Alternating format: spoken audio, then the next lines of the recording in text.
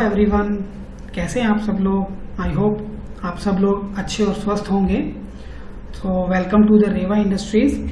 मेरा नाम अमित गुप्ता है और आज हम डिस्कशन करने वाले हैं कि टेक्निकल डाटा शीट कैसे फिल की जाती है जब प्री ऑर्डर स्टेज पे कोई क्लाइंट अपनी रिक्वायरमेंट शेयर करता है हमसे, तो वो हमसे हमारी जो टेक्निकल इनपुट डाटा है वो चाहता है। तो हम उनकी जो इंफॉर्मेशन आई है उसको हम कैसे फिल करते हैं, क्या कैलकुलेशन होनी चाहिए, किस हिसाब से हमारे को टेक्निकल डाटा शीट हमारे को फिल करके क्लाइंट को प्रोवाइड करनी चाहिए, क्या पैरामीटर हैं जो हमारे को बड़े ध्यान से फिल करने चाहिए, तो वो आज हम जानने की कोशिश करेंगे। तो चलिए स्टार्ट करते हैं। Technical data sheet for single girder EOT crane. मैं यहाँ पे एग्जांपल लूँगा। फॉर एग्जांपल मैंने एलएनटी की डाटा शीट मैंने पिक की है सिंगल गर्डर ईओटी क्रेन के लिए। तो इसको अभी हम ओपन कर लेते हैं। इस पे अभी हम डिस्कशन करने वाले हैं कि कैसे फिल करनी चाहिए डाटा शीट और क्या क्या उनके मेजर पॉइंट्स आते हैं।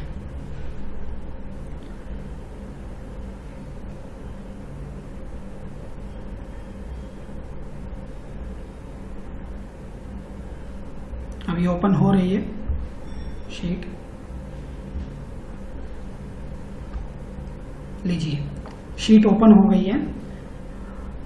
सबसे पहले पॉइंट जो क्लाइंट हमारे को अपनी इनपुट रिक्वायरमेंट देता है, दैट इज द कॉलम 1 2 3 ऐसे ही नीचे जाएंगे और एज पर एलएनटी उसने अपनी रिक्वायरमेंट फिल की है। कई जगह उन्होंने स्टार मार्क भी दिया हुआ है, मतलब वो वेंडर एंड से चाहते हैं कि वो क्या इनपुट होनी चाहिए ताकि जिसके बेस पे वो अपने जो उसकी रिक्वायरमेंट है, जो उनकी डिजाइनिंग है, बिल्डिंग डिजाइन है, बिल्डिंग साइज है, वो अप्रोक्सीमेट कर पाए, उसका कैलकुलेट एस्टिमेशन कर पाए।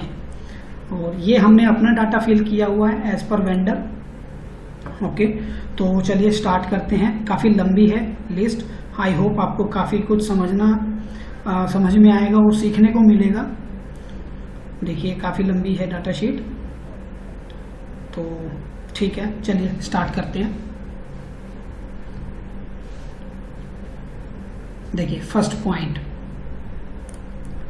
ऑपरेटिंग डाटा वो मांग रहा है क्लाइंट जो है हमसे। First of all equipment of location of the equipment. तो ये उसकी लोकेशन है कि वो ईओटी क्रेन को कहाँ लगाना चाह रहे हैं और उनका क्या पर्पज है, like chlorination, toner room, building, they are known better इसके बारे में क्या है। सेकंड है सर्विस, तो उससे क्या हैंडल करेंगे, क्लोरीन टोनर हैंडल करेंगे। इंस्टॉलेशन, नेक्स्ट पॉइंट आता है इंस्टॉलेशन। इंडोर, देखिए यहाँ पे 2 पॉइंट होते हैं। First of all indoor, second और आउटडोर। इंडोर वो यूनिट है जहां आपकी ईओटी क्रेन या कोई भी इक्विपमेंट हमारा लगता है, वो एक बिल्डिंग के अंदर लगता है, मतलब कि वो कवर होता है बिल्डिंग में। आउटडोर का मीनिंग ये होता है जो इक्विपमेंट लगता है हमारा वो बिल्डिंग में कवर नहीं होता, ओपन यार्ड में लगता है। वहां पे क्या क्या आपका डिफरेंसेस आ जाते हैं आउटडोर में, कि आपका आउटडोर में एक तो वेदर कंडीशन है, बारिश हो रही है, जो है पानी गिर रहा है, दूसरा आपकी जो विंड है वो चलती रहती है अनकंट्रोल्ड, तो वहाँ उनके अकॉर्डिंग जो है इक्विपमेंट डिज़ाइन होता है। तो यहाँ फिलहाल हमारा इंडोर है, तो इसमें हमारी कोई विंड मूवमेंट या विंड फोर्सेस नहीं लगेंगी, ना इसमें वाटरफॉल होगा। तो ये that is the indoor. Quantity that is according to the client, कोई इसमें ऑप्शन नहीं है। नेक्स्ट है lifting capacity, that is 3 meter. तो ये उसकी रिक्वायरमेंट है, उन्होंने एक्चुअली कैलकुलेट किया हुआ है टोनर रूम का क्या मैक्सिमम वेट जो है, जो टोनर क्लोरीन टोनर जो हैंडल करेंगे उसका क्या वेट होगा, तो जो हैंडल करेंगे उसका टनेज कैपेसिटी, तो उसके अकॉर्डिंग उन्होंने दिया हुआ है। दैट इज हिज चॉइस कि कितने टन की लेना चाह रहे हैं। रूम विड्थ, अब वो चाहते हैं कि उनका जो उनकी जो बिल्डिंग की विड्थ है वो 8 मीटर है। तो सपोज कीजिए हमने भी 8 मीटर लिया, ओके कोई इशू नहीं है। अब ईओटी स्पैन आता है, मेजर पॉइंट यहाँ निकल के आता है स्पैन। अभी उन्होंने बिल्डिंग भी 8 मीटर यूज़ किया और स्पैन भी वो 8 मीटर है। स्टार्टिंग में प्री ऑर्डर स्टेज में हम ले सकते हैं इसको 8 meter, but the best point is, मैं आपको एक जीए भी साथ में दिखाता हूँ कि बिल्डिंग में जो क्रेन जब चलती है तो उसमें एक क्लियरेंस डायग्राम हम बनाते हैं। क्रेन को साइड वे में फ्री मूवमेंट करने के लिए हम दोनों साइड में 300 mm लेफ्ट साइड में और 300 mm राइट साइड में, टोटल 600 mm हम क्रेन का एज ए क्लियरेंस डिस्टेंस जो है लेकर के चलते हैं। तो सपोज कीजिए आपका बिल्डिंग विड्थ अगर 8 मीटर है inner to inner column distance, तो हमारा जो स्पैन होगा क्रेन का हम 600 उसमें से माइनस कर देंगे 300 mm ईच साइड। तो ये बन जाता है हमारा 7.4 मीटर। देन मैं अभी आपको दिखाता हूँ। देन है length of the room. Length of the room means it is a bay length, जहां हमारी टोटल क्रेन ट्रेवल करेंगी। It's a long travel, right. तो ये उनकी बिल्डिंग के ऊपर डिपेंड करता है। उनकी बिल्डिंग में जितना दिया हुआ है हम उसको लेके आगे से बढ़ सकते हैं। Height of the room that is 5.5 meter. ये भी एक मेजर कंसर्न है कि उनकी टोटल हाइट अभी उन्होंने 5.5 मीटर रखी हुई है और आगे चल के देखते हैं उन्होंने कितनी हाइट ऑफ लिफ्ट जो है इक्विपमेंट की हमसे मांगी हुई है। तो उसमें हमारा इक्विपमेंट फिट बैठेगा, फिट रहेगा इसमें नहीं 5.5 में, वो हमारे को देखने वाली बात है। नेक्स्ट है एरिया क्लासिफिकेशन। एरिया क्लासिफिकेशन में रहता है 2 टाइप से, like safe working area, like material handle करना है, और एक है केमिकल एरिया जो हैजार्डस एरिया में आता है, जहां फायर होने के चांसेस बहुत ज़्यादा रहते हैं या जहां इन्फ्लेमेबल गैसेज होती हैं, तो वो एक हैजार्डस एरिया में आता है। तो फिलहाल ये सेफ एरिया में वर्किंग कर रहे हैं, तो सेफ एरिया हम यूज़ करेंगे। अदरवाइज जो हैजार्डस एरिया है उसकी क्रेन का डिजाइनिंग हमारा थोड़ा डिफरेंट रहता है। हम ऐसा इक्विपमेंट बनाते हैं जो फायर प्रूफ हो। तो फिलहाल आप अभी इतना ही जान के चलिए। सेफ एरिया के लिए वर्किंग कर रहे हैं तो सेफ एरिया, इसमें ज़्यादा कोई हमारे को इनपुट की रिक्वायरमेंट नहीं है डिटेल की। नेक्स्ट है मैन्युफैक्चरर्स डाटा। अब ये क्या है, मेक में हम डेफिनेटली हम रेवा डालेंगे। मैं यहाँ डालना भूल गया, तो रेवा डाल लेते हैं। और ये जो मैं आपको स्पैन को भी कवर कर लेते हैं। देखिए थोड़ा सा स्लो है सिस्टम।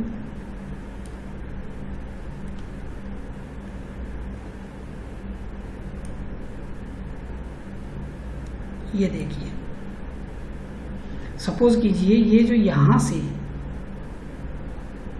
बिल्डिंग के कॉलम के inner face to inner face, अगर मैं यहां से यहां तक जाऊं, तो ये सपोज क्लाइंट बोल रहा है कि उसकी 8 मीटर है विड्थ। तो जो हम क्लियरेंस देते हैं, तो सपोज कीजिए यहाँ पे अभी ये एक प्लेटफॉर्म दिखाया है एलटी प्लेटफॉर्म, सपोज ये नहीं है, तो हम जो क्रेन के लिए जो क्लियरेंस लेंगे, यहाँ से एलटी व्हील के सेंटर से कॉलम के फेस तक हम मिनिमम 300 एज ए स्टैंडर्ड पकड़ के चलते हैं दोनों साइड में। 300 mm यहाँ पे, 300 mm लेफ्ट साइड में, तो ये टोटल 600 mm हो जाता है, राइट। चलिए आगे चलते हैं। और नेक्स्ट है मॉडल नंबर। यहाँ हम मॉडल नंबर अपना जैसे हमारा कैलकुलेशन हम सारी कर लेते हैं, तो यहाँ हम उसमें डेफिनेटली हम मॉडल नंबर जो है डाल देते हैं। ये बन जाता है हमारा RS2N। जो आप कैलकुलेशन करेंगे, जो आप पैरामीटर्स डालेंगे अपने प्रोग्राम में रेवा इंटरनल सिस्टम में, तो वहाँ से निकल के आ जाती है। तो आप इसको डाल सकते हैं, कोई इशू नहीं। Applicable standard. अब क्लाइंट बोल रहा है कि IS 3177/IS 875, तो इसमें हम बोल सकते हैं जो हमारी क्रेन है उसमें इलेक्ट्रिकल होइस्ट होती है और एक सिंगल गर्डर यूटी क्रेन जो स्ट्रक्चर होता है, तो वो फॉलो करते हैं मेजर जो IS है, इंडियन स्टैंडर्ड कोड है हमारा यूटी क्रेन्स के लिए, that is IS 3177। Electrical hoist हमारी डिज़ाइन होती है स्पेसिफिकली विद IS 3938। एंड जो स्ट्रक्चरल पोर्शन है, जो स्ट्रक्चर डिजाइनिंग है, जो कैलकुलेशन है, उस स्ट्रक्चर पोर्शन हमारा डिज़ाइन होता है एज पर IS 807। तो ये तीनों चीज़ें हमें मेंशन करनी चाहिए। इससे ये क्लैरिटी आ जाती है कि हम किस इंडियन स्टैंडर्ड कोड से क्रेन बना रहे हैं, होइस्ट बना रहे हैं, उसका स्ट्रक्चरल डॉक्यूमेंट्स, स्ट्रक्चरल जो है पार्ट्स हम कैलकुलेट करते हैं या यूज़ करते हैं। अब नेक्स्ट आता है यहाँ पे टाइप क्या है, सिंगल गर्डर यूटी क्रेन है या डबल गर्डर यूटी क्रेन है, तो ये सिंगल गर्डर यूटी क्रेन हम कोट कर रहे हैं। नेक्स्ट है safe working load. Safe working load like capacity same है, तो safe working load is 3 ton. Duty classification, client भी बोल रहा है कि उसे मीडियम ड्यूटी चाहिए क्लास 2 की। इसमें class 2 M5 you please go through IS 3177, उसके बारे में आपको ज़्यादा क्लैरिटी मिलेगी। क्लास 1 क्या है, क्लास 2 क्या है, क्लास 3, क्लास 4 टाइप्स की क्लास हैं। उसमें जो हमारी ड्यूटीज़ हमने डिफाइंड की है M1 से लेकर M8 तक, तो कहीं कहीं M1 M2 जो है क्लास 1 में, M2 M3 जो है क्लास 2 में आ जाती है, M4 M5 क्लास 2 में आती है सॉरी, और क्लास 3 में हमारी M6 आ जाती है, क्लास 4 में हमारी M7 और M8 आ जाती है। तो इसके अकॉर्डिंग जो है हम फिल करते हैं। तो मीडियम ड्यूटी मांग रहे हैं, मेजरली हमारा क्लास 2 M5 चलता है, यूज़ करते हैं, बट डेफिनेटली इसके लिए आप स्टडी जरूर कर लीजिएगा। लोड टेस्ट, ये भी एक पैरामीटर इंपॉर्टेंट है कि क्लाइंट बोलते हैं कि लोड टेस्ट कितने वेट पे होना चाहिए। तो जो हम सेफ वर्किंग लोड जो यूज़ करते हैं as per IS 3177 it should be 1.25 times SWL। हम सेफ वर्किंग लोड टेस्ट करके देखते हैं, तो ये 1.25 टाइम्स होता है सेफ वर्किंग लोड की। मीडियम क्लास मैकेनिज्म क्लास जो है आपका क्लास 2 रहेगा M5। लोड सेफ्टी फैक्टर मैं अभी कुछ नहीं बोल सकता क्योंकि मुझे क्लियर नहीं है पॉइंट क्या है। तो अगर ऐसा पॉइंट क्लियर नहीं है तो हम क्लाइंट से भी बात कर सकते हैं। जो चीज़ें हमें क्लियर नहीं है हम क्लाइंट से डेफिनेटली उनसे कॉल करके बात कर सकती हैं कि ये पॉइंट हमें नहीं समझ में आया, kindly clarify that point. Load safety factor या अपने सीनियर से भी बात कर सकते हैं। लोड सेफ्टी फैक्टर जो है आई थिंक जितना मैं समझ रहा हूँ कि मान लीजिए 3 टन उन्होंने कैपेसिटी दे दिया, तो जो क्लोरीन टोनर का जो भी मैक्सिमम वेट है मटेरियल का जो भी उठाने वाले हैं वो सपोज कीजिए 2.5 है, ठीक है। तो 2.5 है तो उसमें क्या फैक्टर हो गया हमारा कि भैया हमने 3 टन ही यूज़ किया। तो मैं बोलना चाहूँगा इसमें लाइक 20% मार्जिन हमने ऐड किया या क्लाइंट ने ऐड किया, या अगर वो हमसे सजेशन चाह रहा है तो हम भी ऐसा ही बताएंगे कि आप 2.5 टन है तो ठीक है 3 टन आप कैपेसिटी का डिज़ाइन करवा लीजिए, होस्ट ले लीजिए, that is enough to capable 2.5 ton.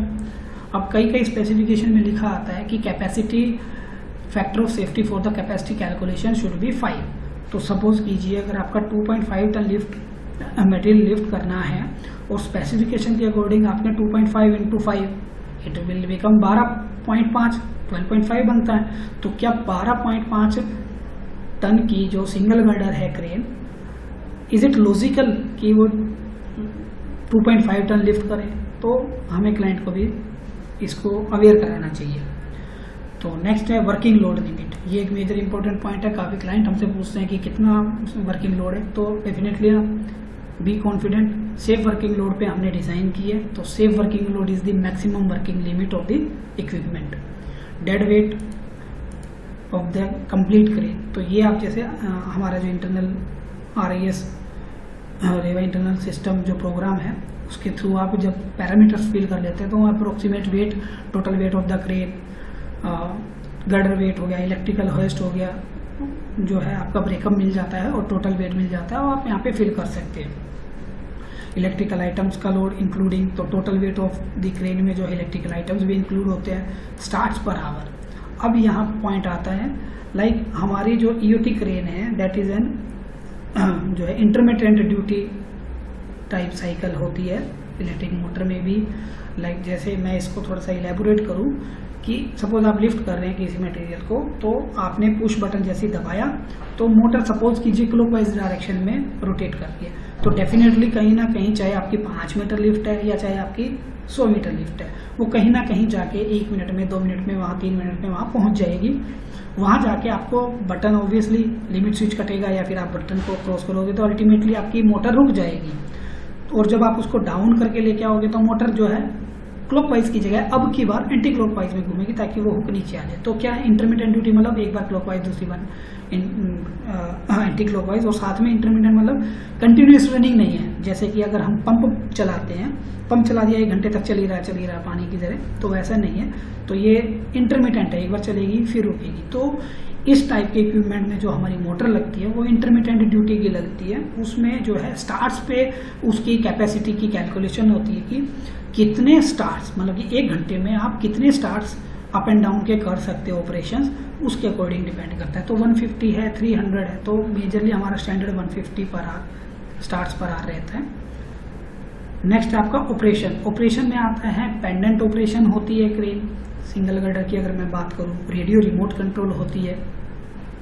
अगर मैं डबल गर्डर की बात करूं तो वहां पे हमारा कैबिन कंट्रोल भी होता है। तो अभी इस कंडीशन में मैंने जैसा भी उसकी स्पेसिफिकेशन में लिखा है डेफिनेटली आप वही देंगे। पेंडेंट है तो पेंडेंट विद RRC है, रेडियो रिमोट कंट्रोल है, तो वो आप यहाँ पे देंगे। पावर सप्लाई हमारी 3 फेज रहती है, 415 वोल्टेज। ये मैंने 3 फेज इसमें लिखा नहीं है। और 450 वोल्ट हमारी पावर सप्लाई रहती है, इनपुट पावर सप्लाई। नेक्स्ट आता है टाइप ऑफ लुब्रिकेशन। अब सिंगल गर्डर क्रेन की अगर मैं बात करूं तो जो मेन होइस्टिंग गियर बॉक्स है उसमें ऑयल स्प्लैश लुब्रिकेशन यूज होता है, और जो cross travel and long travel में जो हमारे स्मॉल गियर बॉक्सेज रखते हैं वो जनरली हमारा ग्रीस पैक लुब्रिकेशन होता है। तो आप इसमें दोनों मिक्सअप कर सकते हैं एज एप्लीकेबल। और वो यहाँ पे सिर्फ गियर बॉक्स की बात नहीं कर रहे, वहाँ यहाँ पे पूरे इक्विपमेंट के लिए बात कर रहे हैं। तो जैसे आपका ऑयल लुब्रिकेशन गियर बॉक्स में यूज हुआ, CT और LT गियर बॉक्स में आपका ग्रीस यूज हुआ, सेम व्हील में भी आपका जो है आपका ग्रीस यूज होता है। जो आपका जो शीव है, शीव में आपका मेंटेनेंस फ्री बैरिंग्स यूज होते हैं। तो इस टाइप से एप्लीकेबल है, तो आप लिख सकते हो। क्रेन डिटेल्स, 3rd पॉइंट पे आते हैं, क्रेन डिटेल्स। अब इसमें देखिए क्लियर हाइट उन्होंने 4.5 मीटर लिया। अब देखिए उन्होंने clear total height of the building कितना बताया था ऊपर, 5.5 मीटर। अब उनको 4.5 मीटर क्लियर लिफ्ट चाहिए। देखिए यहाँ पे आ गया एक पॉइंट जहाँ पे आप क्लाइंट को अवेयर करा सकते हो कि अगर आपको 4.5 मीटर लिफ्ट चाहिए तो अब आप कैलकुलेट कीजिए पहले, वो 5.5 की बिल्डिंग में इज़ नॉट पॉसिबल कि वो वहाँ इंस्टॉल हो जाए। मैं अपनी क्रेन वहाँ लगाऊँ, मेरा इक्विपमेंट का जो डायमेंशन है उसको मैं 1 मीटर में करूं और बाकी 4.5 मीटर में उसकी क्लियर हाइट दे दूं, तो हाइट ऑफ लिफ्ट दूं, तो that is I think not possible. वो अभी हम कैलकुलेट कर लेंगे। स्पैन जैसे बताया 8 मीटर ही मैंने कंसीडर किया है, चलिए फिलहाल। हालांकि यहाँ पे 7.2 आप डेफिनेटली लिख के दीजिए, बट स्टार्टिंग में आप दे सकते हैं 7-8 मीटर, क्योंकि आपको कॉस्टिंग करनी है फिलहाल। तो फिलहाल आप उतना ही पकड़ के चलिएगा, ठीक है। उसके बाद travel length, that is use for आपकी रेल लेंथ है, जैसे 40 का स्पेयर बार दे रहे हैं, या और साथ में आप LTDSL बस बार अगर कोड कर रहे हैं तो वहाँ इस डायमेंशन की रिक्वायरमेंट पड़ेगी, ठीक है। तो जो LT रेल का जो आप कैलकुलेशंस करते हैं लेंथ की, तो यहाँ पे 2 टाइम्स हो जाएगी, क्योंकि LT रेल जो है दोनों एंड में लगती है। तो 72 × 72 144 हो जाता है, और DSL जो है एक ही साइड में लगता है तो वो 72 ही रहेगा, ठीक है। तो नेक्स्ट है hook, cross travel length and long travel length. ये सेम ही है, ये मैंने फिल नहीं किया, मैं इसको अंडरस्टैंड भी नहीं कर पा रहा हूँ क्या चाह रहे हैं। मेन हुक मतलब मीटर क्या है। सो क्रॉस ट्रेवल में आई थिंक ट्रेवल लेंथ मांग रहे हैं कि जो आपका हुक टू हुक ट्रेवल करेगा क्रॉस ट्रेवल में, लाइक आपका 7.2 मीटर स्पैन हो गया। अब एक साइड में हुक अप्रोच भी तो होगी और दूसरी साइड में हुक अप्रोच होगी। मान लीजिए मैं एक साइड में हुक अप्रोच 1 मीटर मान लेता हूँ, और दूसरी साइड में नॉन DSL साइड में मान लीजिए मैं मान लेता हूँ 1200, तो ये 2.2 मीटर हो गई। तो 7.2 मीटर जो स्पैन है उसमें अगर मैं दोनों साइड की एंड अप्रोचेज माइनस कर दूँ 2.2, तो मेरे पास 5 मीटर का हुक ट्रेवल बचता है क्रॉस ट्रेवल में। मतलब आपकी बिल्डिंग अगर 8 मीटर की है तो उसमें क्रेन लगेगी 7.2 मीटर की, और उसमें जो वर्किंग एरिया रहेगा क्रॉस ट्रेवल वाइज वो आपका 5 मीटर रहेगा। मतलब दोनों साइड में 1.5 मीटर जो है आपका ब्लाइंड एरिया रहेगा। वहाँ पे अगर कोई मटेरियल रखा है तो मेरी क्रेन कैपेबल नहीं है उस मटेरियल को लिफ्ट करने के लिए। अंडरस्टूड। ऐसे ही लॉन्ग ट्रेवल में होता है। जब लॉन्ग ट्रेवल में मेरी पूरी क्रेन की विड्थ मान लीजिए 3 मीटर है, सपोज कीजिए, लाइक मैं दिखा देता हूँ आपको। देखिए यहाँ पे लिखा है मेरी 2 मीटर, टोटल क्रेन की विड्थ 2 मीटर है। अब इसमें मेरा जो हुक है बिल्कुल 2 मीटर के सेंटर में है। तो जब ये एंड पे जाएगी, 72 मीटर की जो बे लेंथ है एंड पे जाएगी, तो ये 1 मीटर मेरा हुक जो है दूर रहेगा स्टॉपर के फेस से। तो वो 1 मीटर का जो एरिया है वो ब्लाइंड एरिया बोलेंगे हम उसको, वहाँ अप्रोचेबल, क्रेन अप्रोचेबल नहीं होगी। वहाँ कोई मटेरियल रखा है तो वहाँ हम पिक नहीं कर पाएंगे। सेम एक दोनों एंड पे, बे लेंथ के दोनों एंड पे, आगे भी और पीछे भी। ठीक है, तो चलिए आगे बढ़ते हैं। तो I think that is asking for this. और मेन हुक का ट्रेवल भी वो पूछना चाह रहे हैं, जैसे कि उन्होंने लिखा है 4.5 चाहिए, तो डेफिनेटली मुझे 4.5 देना ही पड़ेगा। उसके बाद मैं उनको क्लियर बताऊंगा कि मुझे क्लियर आपकी बिल्डिंग की height, if you require 4.5 meter height of lift, तो मुझे आपकी बिल्डिंग का क्लियर हाइट इतनी चाहिए। ठीक है, अब आते हैं होस्ट स्पीड पे। ये कैलकुलेशन भी आपकी मिल जाएगी, आगे आ रही है कि टोटल हाइट ऑफ क्रेन जो है मेरी कितनी बन जाती है, डायमेंशन। तो lifting speed with safe working load, तो सेफ वर्किंग लोड 3 टन पे, लिफ्टिंग स्पीड वो बोल रहे हैं कि 0.9 एंड हाई जो बोल रहे हैं 3 mm। तो फिलहाल आप इसको हाई पकड़ के चलिएगा, हर जगह एप्लीकेबल नहीं है, बट अगर जहां दिखे कि 3 मीटर से डाउन, काफ़ी डाउन किया, तो हो सकता है वो क्रीप स्पीड मांग रहे हैं 0.9 या 0.5 या 0.3, but the main speed is 3 MPM। ठीक है, तो क्रॉस ट्रेवल में देर आस्किंग 7-10 MPM मैक्सिमम, तो आप 10 ही लेके चलिए। लॉन्ग ट्रेवल में जो है 10 to 15 है, तो कैलकुलेशन आप 15 से कीजिए, क्योंकि अगर मैं बात करूं नॉर्मल स्टैंडर्ड रेवा की अपनी, तो 3, 16, 20 हमारा स्टैंडर्ड रहता है। तो एनीवे आप जो दिया है उसके अकॉर्डिंग भी कैलकुलेट कर सकते हैं, इसमें ज़्यादा इफेक्ट नहीं आता मोटर कैलकुलेशन में 10 से 15 में। तो फिलहाल आप इसको मैक्सिमम पकड़ के चलिएगा। मिनिमम वर्किंग क्लियरेंस रिक्वायर्ड, देखिए यहाँ आ गया चीज़ें, distance from centre of crane rail to nearest side obstruction, जैसे मैंने आपको बोला ना ऊपर 300 mm जो है एक साइड में मुझे मिनिमम चाहिए साइड क्लियरेंस, 300 mm दूसरी साइड। अभी बात कर रहे हैं vertical distance from top of crane rail to lowest of obstruction. अब इसमें देखिए 2-3 चीजें आ जाती हैं। क्रेन के एलटी रेल के टॉप से मेरा क्रेन का टॉप गर्डर, तो अब गर्डर डिजाइन करेंगे। गर्डर जो सपोज कीजिए 72 जो स्पैन है उसके अकॉर्डिंग 3 टन लोड जब हम वहाँ पुट करेंगे, तो जो सिंपली सपोर्टेड बीम ऐसे कैलकुलेशन करेंगे, तो हमारा आई गर्डर जो निकल के आता है section box, sorry I section, वो आता है तकरीबन NPB 400 ISMB 250। तो अगर ISMB हम यूज़ नहीं करेंगे तो मेरा एक सेक्शन निकल के आ जाएगा अप्रोक्सीमेट 500 mm। तो 500 mm मेरा गर्डर का सेक्शन हाइट निकल के आ गई, और 50 mm जो है गर्डर बॉटम से, व्हील का बॉटम हम रखते हैं ताकि क्रेन क्लियर होके रेल पे चल सके। गर्डर जो है 50 mm अबोव रखते हैं रेल के टॉप से या व्हील के बॉटम से, तो 50 mm प्लस वो हो गया, तो ये 550 हो गया। अब जो है आपका कंट्रोल पैनल अगर आपका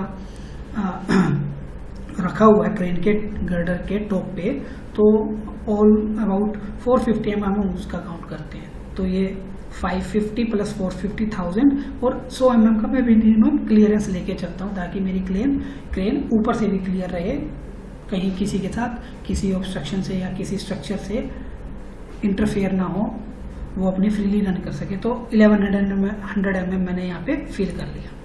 ठीक है, अब बात आती है distance from floor to lowest top obstruction. अब देखिए यहाँ पे 9300 mm मैंने यहाँ दिया हुआ है, हालांकि अभी हम कैलकुलेट करते हैं। देयर आस्किंग, क्लाइंट क्या बोल रहा है, 4.5 मीटर उसको क्लियर हाइट चाहिए। ठीक है, उसके बाद जब हुक मेरा टॉप पोजीशन पे है तो ग्राउंड लेवल से 4.5 की तो हाइट हुक की हो गई। अब हुक की हाइट होने के बाद मैं दिखाता हूँ आपको जीए में, देखिए ये मेरी हुक हाइट हो गई, ये लिखा हुआ है ना, ये अगर मेरा हुक टॉप पोजीशन पे है तो ये मेरी हुक हाइट हो गई, दैट इज 4.5 मीटर। अब जैसे 3 टन का अगर मैं कोई होस्ट लगाता हूँ अपने में, तो मेरा उसका स्टैंडर्ड हेडरूम आता है। हेडरूम का मतलब centre of hook, when the hook is at top position to the bottom flange of the girder. तो ये जो हाइट है ये हमारी तकरीबन 1200 आती है। तो 4.5 मीटर प्लस 1.2 मीटर, ये कितना हो गया 5700 mm। ठीक है, उसके बाद मैंने आपको गर्डर का साइज बताया था 500 mm, तो 5700 और 500 6200 हो गया, 6200 mm। और 450 mm का मैंने आपको पैनल जब हम यूज़ करते हैं टॉप पे, जैसे ये दिखाया हुआ है यहाँ पे, अगर रेलिंग नहीं है और पैनल है तो हम जो है 450 और 500 हम पैनल का यूज़ कर ले की हाइट मानते हैं। तो 500 प्लस 500 प्लस 1200, तो ये हो गया 2200 प्लस 4.5, ये हो गया 6.7। तो 6.7 और 100 mm में क्रेन का क्लियरेंस रिक्वायरमेंट है हमें, तो 100 mm मैं मान के चलूँगा मिनिमम चाहिए मुझे। उसके बाद बिल्डिंग कितनी भी बना सकते हैं एज पर देयर कन्वीनियंस, तो मिनिमम मुझे 100 mm चाहिए। तो 6800 mm हो गया टोटल। तो मैं इसमें अभी क्रेन की टोटल जो बिल्डिंग की क्लियर हाइट है मैं उनको बोलूँगा, if you are providing me 6800 mm clear height, ठीक है, तो मैं आपको 4.5 मीटर जो है क्लियर हाइट ऑफ इक्विपमेंट की हाइट ऑफ लिफ्ट दे सकता हूँ। और उसमें भी कंडीशन रहेगी, लाइक आपका टॉप ऑफ गर्डर पे प्लेटफॉर्म नहीं है, वहाँ पे सिर्फ 100 mm का क्लियरेंस है, वहाँ पे थोड़ा सा प्रॉब्लम लाइक आती है। बट अगर बिल्डिंग हाइट आपको रिड्यूस करनी है तो जो कंट्रोल पैनल को थोड़ा सा ऑपरेट करने में दिक्कत आती है, तो वहाँ पे और रेलिंग नहीं है तो there is no man movement, मतलब आप खड़े होकर वहाँ वर्किंग नहीं कर सकते, बिकॉज क्रेन के टॉप से जस्ट 100 mm पे हो सकता है आपकी वॉल सीलिंग है या RCC है, स्लैब है, व्हाटएवर जो भी हो सकता है, वो क्लियर हाइट आगे ऑब्स्ट्रक्शन में बदल जाती है। ठीक है, आगे चलते हैं। अभी पूछ रहे हैं width of the head of proposed Gentry rail, तो जो गैंट्री के ऊपर LT लॉन्ग ट्रेवल में जो रेल लग रही है उसका क्या साइज है, जो आपने लिया है generally I think 40 mm square bar लिया होगा, तो उसका 40 mm विड्थ आ गई। और recommended size for the rail head, तो जो आपकी 3 टन की कैपेसिटी है, एक 7.2 मीटर स्पैन है 8 मीटर विड्थ के साथ, तो 40 × 40 mm square bar is enough, तो आप प्रपोज कर सकते हो। Recommended size for trolley rail, अब ट्रॉली रेल के लिए समझिए सिंगल गर्डर इक्विपमेंट में ट्रॉली में कोई रेल नहीं होती, क्योंकि जो आपकी इलेक्ट्रिकल होस्ट है वो गर्डर जो आई बीम होता है उसकी नीचे वाली फ्लैंज के ऊपर लॉक होके चलती है, जैसे कि मैं दिखाना चाह रहा हूं आपको।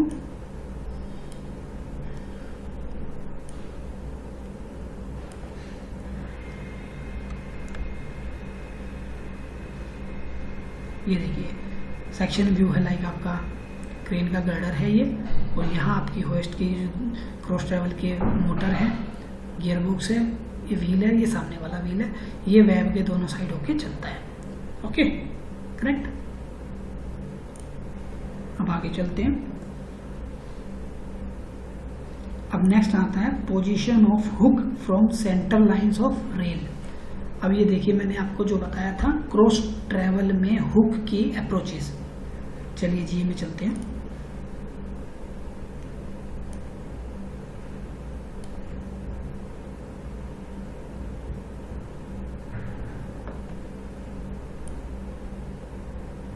ये देखिए अब आपका, क्योंकि देखिए ये मेरी क्रेन की होइस्ट की पोजीशन है, this is your main hoist की मोटर, ये ब्रेक, ये ड्रम आ गया, ठीक है, ये यहाँ पे आपका जंक्शन बॉक्स वगैरह है, ये ट्रॉली के व्हील्स हैं। तो मेरी मोटर जो है आप अगर देखें हुक का सेंटर मोटर की साइड में आ रहा है 1/4 फोल्ड के अरेंजमेंट में, तो it is approachable right side ना। तो ये DSL आपका यहाँ मैंने राइट साइड में दिखाया हुआ है इस GA में। तो जो GA में जो DSL की साइड की हुक अप्रोच, इसको बोलेंगे हुक अप्रोच, ये वाली हुक अप्रोच है, ठीक है। ये जो हुक अप्रोच है ये DSL साइड की बोलेंगे, क्योंकि DSL साइड इसी साइड लगा हुआ है, तो हुक भी इसी साइड, पूरी क्रेन में हुक भी जो मेरी होस्ट है इसी तरफ अप्रोच कर रहा है राइट साइड में, होस्ट के राइट साइड में, तो ये अप्रोचेबल यहाँ पे ज़्यादा होगा। तो यहाँ मैंने दिया हुआ 1100 mm, तो 3 टन में आप 1000 mm 1100 mm ले सकते हैं, ठीक है। और दूसरी साइड इसको बोलते हैं नॉन DSL साइड, ये डिपेंड करता है आपका क्रॉस ट्रेवल का स्पैन कितना है, क्रॉस ट्रेवल की लेंथ कितनी है। तो स्पैन अगर जितना बड़ा होगा ये हुक अप्रोच थोड़ा सा वहाँ बढ़ेगी। रीज़न भी क्योंकि क्रॉस ट्रेवल में फेस्टून की केबल्स लगी हुई है, वहाँ जब केबल ट्रॉलीज इकट्ठा होती है तो उनमें ट्रॉली का एक साइज़ होता है अराउंड 200-220 mm। तो जब वो ट्रॉलीज लगती हैं, एक तो केबल की लेंथ जो है स्पैन का 1.25 टाइम्स हम लेते हैं। मान लीजिए स्पैन आपका 8 मीटर था अभी, तो 1.25 हो गया, इसमें 20% ऐड करें तो 10 मीटर, तो 10 मीटर। और जो केबल की जो फेस्टून बना के यू टाइप जो बनता है ना, केबल यू बनती है, तो तकरीबन मान के चलिए कि 2200 mm 2 मीटर के आसपास हम लेंथ लेते हैं केबल को, उसको हम यू बनाते हैं, वहाँ पे हम ट्रॉली लगाते हैं। तो ऐसे ऐसे कैलकुलेट कर लेते हैं कि टोटल नंबर ऑफ ट्रॉली वहाँ 2 लगेंगी, 3 लगेंगी, 4 लगेंगी, तो उसके अकॉर्डिंग उसका लेंथ कैलकुलेट करते हैं। तो एक तो वो आ गई वहाँ पे जो है क्रॉस जो ट्रेवल की जो केबल्स है वो बंच बनेगा वहाँ पे, वो अप्रोच थोड़ा सा कम कर देता है। दूसरा हमारा जो हुक है वो भी राइट साइड में थोड़ा सा अप्रोच कर रहा था, लेफ्ट साइड में उसकी डायमेंशंस ज़्यादा रहेंगी। तो ये हम कैलकुलेट करनी पड़ती हैं ऑन एंड अराउंड। हम यहाँ इससे 100-200 mm ज़्यादा लेके चलते हैं अगर स्टैंडर्ड जो है आपका स्पैन है तो। ओके, नेक्स्ट है vertical clearance under side bridges. तो साइड ब्रिजेस है मतलब अंडर साइड ब्रिजेस, मान लो कोई ब्रिज है, पीबी बिल्डिंग है या आरसीसी की बिल्डिंग है, तो उससे मैंने जैसे बताया उसके मिनिमम ऑब्स्ट्रक्शन से मुझे 100 mm का मिनिमम क्लियरेंस दे दीजिए, मेरी क्रेन वहाँ पे फ्रीली मूव करेगी। सॉरी। नेक्स्ट है वायर रोप। वायर रोप में अब क्या है, मेक। अब देखिए वो क्या मांग, उनकी क्या रिक्वायरमेंट है, extra flexible improved plough steel rope with well lubricated hemp core and having 6 strand of 37 wire per strand. अभी इसमें हम यहाँ लिख सकते हैं, देखिए अगर उनकी स्पेसिफिकेशन में लिखा है तो डेफिनेटली हमारे को उनको बताना चाहिए कि steel core is more strengthen than hemp core. Hemp core की एक स्पेसिफिक रिक्वायरमेंट होती है जहां उसको यूज़ करने की प्रेफरेंस दी जाती है, अदरवाइज मोस्ट केसेस में अगर आप देखेंगे तो स्टील कोर जो वायर रोप है वो यूज़ होती है। हेम्ड कोर मतलब fibre core, actually wire rope में जो है इनर जो कोर होती है स्टील कोर में स्टील की ही रहती है, हेम्ड कोर में फाइबर की आ जाती है। और 6x37 जो कंस्ट्रक्शन है वायर रोप का, उसके अकॉर्डिंग हमारे को उसके रिप्लेस में हमारे को 6x36 वायर रोप ज़्यादातर यूज़ होता है क्रेन इंडस्ट्री में, ईओटी क्रेन इंडस्ट्री में। और ये हमारे पास जो है रिकमेंडेशन है, एक फेमस हमारा जो वायर रोप सप्लायर हैं उषा मार्टिन, उनसे तो हमें प्रपोज करना चाहिए। साथ में ऑब्सोलेट भी बता रहे हैं हो चुका है, तो रिकमेंडेशन एक्चुअली वहीं की आती है 6x36 की। तो इसमें कोई क्लाइंट में ज़्यादा से ज़्यादा जो है इसमें उनको प्रॉब्लम नहीं रहती।